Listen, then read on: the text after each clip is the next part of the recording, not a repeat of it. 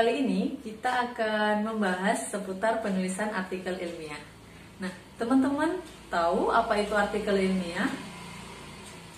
Oke, artikel ilmiah merupakan karya tulis yang dituliskan secara sistematis menggunakan kaidah-kaidah penulisan, ada kerangka berpikir yang isinya adalah gagasan-gagasan yang kemudian ingin disampaikan, begitu ya. Jadi untuk memaknai itu kita harus membedahnya dari dua konsep ini tadi, ada artikel dan ada ilmiah. Tentu saja artikel ilmiah ini ada dua jenisnya. Ada yang sifatnya berdasarkan hasil penelitian dan juga ada yang non penelitian. Yang kesemuanya ini bisa dipublikasikan dalam jurnal maupun kumpulan artikel ilmiah lainnya. Nah, yang menjadi pertanyaan kemudian adalah mengapa mahasiswa harus menulis artikel ilmiah? Nah, ini kita bisa melihat realita di banyak-banyak kampus bahwa publikasi ilmiah yang dilakukan oleh mahasiswa pada jurnal nasional ini masih sangat rendah jumlahnya. Nah, kita bisa mengidentifikasinya bahwa ada banyak sekali faktor penyebabnya. Mungkin bisa saja yang pertama karena minimnya pengetahuan mahasiswa itu sendiri terhadap penulisan artikel ilmiah. Kemudian yang kedua mungkin kurang motivasi untuk menulis artikel ilmiah. Atau yang ketiga memang karena tidak tahu bagaimana cara menulis artikel ilmiah. Kemudian yang keempat mungkin belum tahu apa manfaat dari penulisan artikel ilmiah. Nah, di video kali ini saya ingin memberikan penjelasan kepada teman-teman mahasiswa apa saja manfaat yang bisa diperoleh ketika kita menulis artikel ilmiah. Nah, saya mengkategorikan manfaat dari penulisan artikel ilmiah ini menjadi tiga. Yang pertama, manfaat secara teoritis, kemudian manfaat secara sosial, dan yang ketiga, manfaat secara individu. Oke, baik. Manfaat secara teoritis, apa kira-kira yang bisa manfaat yang bisa dihasilkan ketika mahasiswa menulis artikel ilmiah? Tentu saja secara teoritis mahasiswa akan menyebarkan pengetahuan. Dengan adanya artikel ilmiah yang dipublish di jurnal nasional, ini bisa menjadi sarana bagi mahasiswa untuk menyebarkan ilmu pengetahuan yang didapat selama perkuliahan. Itu pertama. Kemudian yang kedua, artikel ilmiah ini akan menjadi jembatan antara peneliti dengan para pembaca. Tentu saja para masyarakat atau lingkungan sosial di sekitar kita ini tidak akan mengetahui apa gagasan ketika gagasan yang kita miliki itu tidak dituliskan gitu. Nah, artikel ilmiah ini akan menjadi jembatan bagi teman-teman mahasiswa untuk menyampaikan gagasan itu tadi.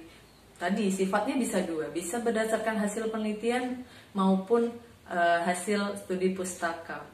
Yang kesemuanya ini tentu saja bisa menjembatani apa yang menjadi kebutuhan publik dan apa yang ingin kita sampaikan. Nah, itu yang kedua. Yang ketiga tentu saja tidak terlepas bahwa artikel ilmiah ini menjadi salah satu kewajiban bagi mahasiswa pada saat proses penyusunan tugas akhir. Jadi, latihan menulis artikel ilmiah sebetulnya tidak saja dilakukan ketika di akhir masa studi, tapi bisa dilakukan sejak awal. Sejak awal sudah bisa dilatih. Nah itu, jadi ketika nanti proses di akhir kita harus menulis jurnal, kita sudah mahir dan terbiasa. Itu secara teoritis.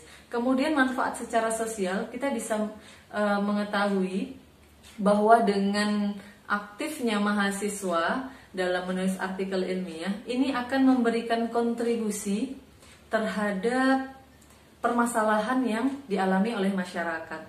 Tentu saja kita mengamini ya bahwa ada banyak permasalahan-permasalahan yang terjadi di sekitar kita. Nah, dengan hadirnya artikel ilmiah yang tadi permasalahan yang ada kemudian dikaji secara teoritis, ini akan bisa menghasilkan solusi-solusi yang akan bermanfaat bagi masyarakat sekitar. Itu yang pertama. Kemudian yang kedua, artikel ilmiah ini juga akan mengasah kepekaan mahasiswa terhadap fenomena-fenomena sosial politik di lingkungan sekitar.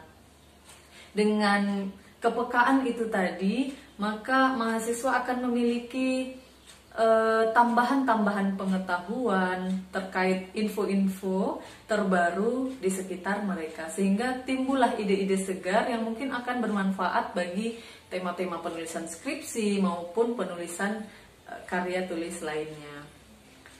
Nah, kemudian manfaat yang ketiga ini secara individu. Manfaat individu yang bisa langsung dirasakan oleh mahasiswa ini yang pertama, dengan kita menulis artikel ilmiah ini akan menjadi sarana bagi mahasiswa untuk meningkatkan kemampuan soft skill dalam menulis. Tentu saja menulis artikel ini bukan sesuatu yang mudah, tapi juga bukan sesuatu yang sulit. Nah, ketika proses ini dibiasakan, maka ini akan mengasah atau meningkatkan kemampuan soft skill teman-teman sekalian dalam menulis. Itu yang pertama. Kemudian yang kedua, dengan menulis artikel ilmiah, ini akan menambah karya dari mahasiswa, menambah karya dari teman-teman, bahwa oh ternyata saya sebagai mahasiswa, saya sudah berhasil mengeluarkan sebuah karya yang ini bisa terdokumentasikan dengan baik. Itu yang kedua. Kemudian yang ketiga, manfaat lain yang bisa dirasakan untuk diri sendiri adalah bahwa mahasiswa akan merasakan bahwa penulisan artikel ilmiah ini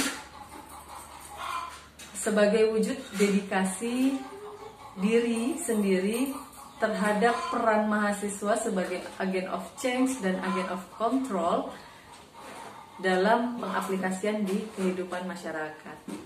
Nah, mungkin itu manfaat-manfaat yang bisa mahasiswa rasakan, manfaat yang bisa mahasiswa dapatkan ketika menulis artikel ilmiah.